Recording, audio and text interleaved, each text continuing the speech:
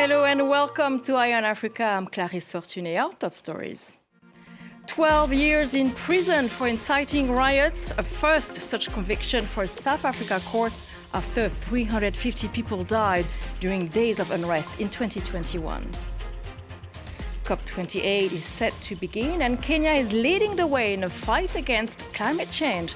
The country is emerging as a leader in renewable energy.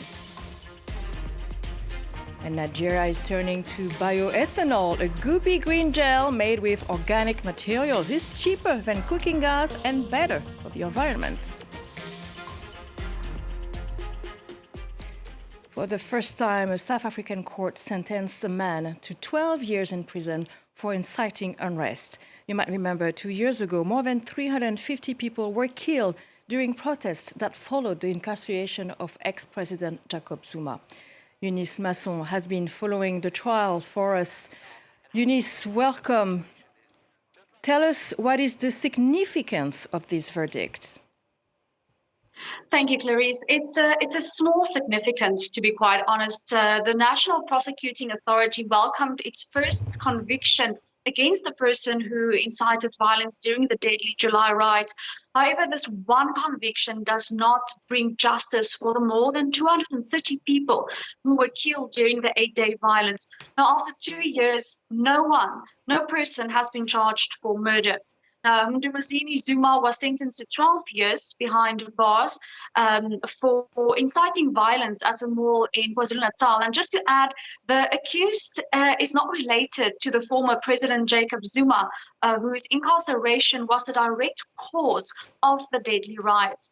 Now, 354 people died and damages to infrastructure amounted to at least 50 billion rand.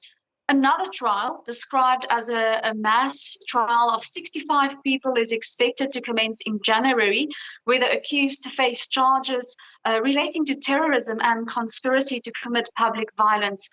South Africa's police were caught off guard by the 2021 unrest. And a report commissioned by the President Cyril Ramaphosa found the police were unprepared when thousands of people stormed and looted shops.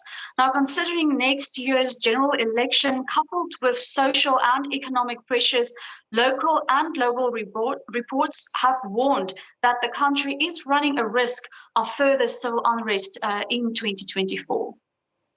Thank you very much, Eunice Masson, reporting from Cape Town in South Africa. And while staying in South Africa, international mediators were negotiating an extension to the Israel-Hamas truce. In the meantime, hundreds of people joined a pro-Palestinian march in Johannesburg on the International Day of Solidarity with the Palestinian people. That day has been celebrated since 1978, following a resolution by the United Nations. Let's hear from some of the participants. It calls upon each and every one of us to protest against any injustices that happens around the world. Because that thing that is happening in Palestine can happen to anyone around the world. So it calls upon each and every one of us to stand against injustice. We want to stop and stand against the silence or sort of indifference that we've seen across the world. So we are doing our intense human duty as people did with South Africa when we as black people were oppressed, people showed solidarity with us, and this is the human imperative and duty to show solidarity and to support the cry of the oppressed people in the world. Now to Senegal, that's what we call a great catch. Three tons of pure cocaine were seized by the Senegalese Navy 150 kilometers off the coast on Tuesday. Drug smugglers often use West African countries as a transit point to ship cocaine from South America to Europe. But now they've also become a region of high consumption, according to the United Nations on Drugs and Crime. An alternative to cooking gas, bioethanol. In Nigeria, people are turning to this goopy green gel made with organic materials, including food scraps, agriculture waste, and even water hyacinth. Cheaper and more environmentally friendly. Caroline Lamboli explains. It doesn't look like much, but it's been a game changer for Shola Adeyemi. Bioethanol is made from organic materials, and it's cheaper than regular cooking gas. And I give it a try. It was so nice. It cooks fast. I use it in cooking beans. For you to know, when people say beans takes time, I used it in cooking beans then. The cost of living has skyrocketed in Nigeria since President Bola Ahmed Tinubu ended a fuel subsidy in May. A kilogram of gas now costs around 1,000 naira, or around $1.25, while a liter of biofuel costs just over $1, and it lasts for longer. Last month, year-on-year customer inflation rose to around 27%, the highest in about 18 years. As well as being cheaper than regular cooking gas, biofuel gel releases far less harmful emissions into the atmosphere. According to the UN, carbon dioxide emissions could be reduced by over 4 million tons in Nigeria if all households used bioethanol for cooking. We have a lot of non-communicable respiratory cardiovascular diseases right now, which is traceable to air pollution. So we call it household air pollution. So switching to a fuel like biofuel, which is renewable, is going to help us reduce the casualties on these health issues, at the same time protecting our environment from carbon emission.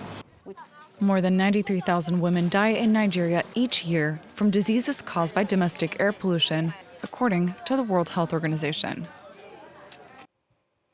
All these green solutions to get us to COP28. The next summit on climate change is about to kick off in Dubai. World leaders and other key players will discuss climate action. And as we know, Africa is only responsible for only a fraction of global gas emissions, but suffers the most. Some nations are leading by example, like Kenya, where almost 90% of its electricity now comes from green sources. Olivia Bizot and Elodie Cousin explain. No more monthly electricity bills. The dream has become a reality for an increasing number of warehouses in Nairobi that have switched to solar. The panels now account for 5.5% of the total installed capacity in Kenya, and it's on the rise. The power tariffs in Kenya currently have gone high. And the solar is one of the solutions to try and bring clean and affordable power. The rate of adoption of solar energy is on high rise, and it's actually the future of clean energy. The industrial sector isn't alone in embracing solar. An increasing number of farmers have also turned to this renewable energy source. Growing crops under these panels is not only helping them increase their yields, but it's also lightening their wallets. It's something that is free. You only need the panels, you just incur the initial cost. Then from there you get the sunlight. It's a natural resource. We feel it was worth it because it's a long-term solution to our energy problems. Kenya lies on the equator where there is plenty of sunshine all year round. As the costs of the panels drop, this expert believes that Kenya could become the world's leading producer of solar energy.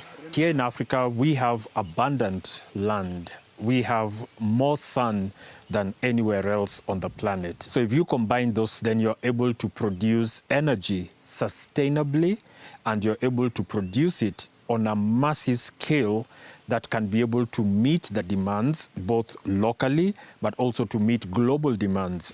As 2023 continues to experience global temperature records, and with COP28 around the corner, Kenya is hoping to set an example for Africa and the world. Farming while taking into account plants, animals, humans and environment, that's basically the concept of agroecology. In Togo, a training center is teaching just that with eco-friendly farming techniques to build resilience against the challenges of climate change. Look at this report by Emmanuel Soji and Raphael Ntale, told by Priscilla Olympio. This practice-based course teaches farmers how to produce rice despite the shorter rainy seasons caused by climate change. The class takes place at SIDAP, a 50-acre training center located in northern Togo. Here, students learn agroecological practices along with traditional methods for preserving water and soil. The smallest amount of rainfall is controlled on site and is sufficient to adequately irrigate the rice. During the last 40 years, SIDAP has trained over 10,000 farmers. It is the only agricultural program in the country that integrates climate change in its curriculum. CIDAP has incorporated agrometeorology into its training program to play an important part in guiding young people to understand the weather. The first lesson is to be aware that there is a change. Near the training center stands an open-air lab spanning 24 acres, built by CIDAP's founders Tieda and Seda Bawena. In this eco-village, a system of 100 tanks collect rainwater, while small stone embankments protect against erosion and guide water to spread into the dry soils.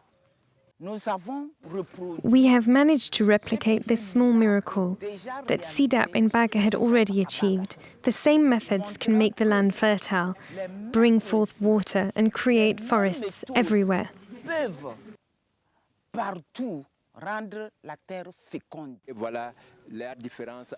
This is the difference between a soil that has accumulated humus and a soil that hasn't.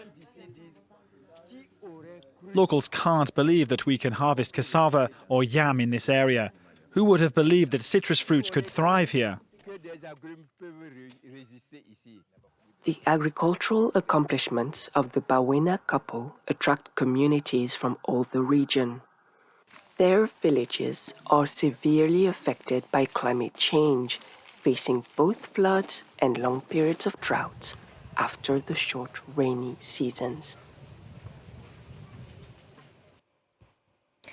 Thank you for watching Eye on Africa. More news coming up.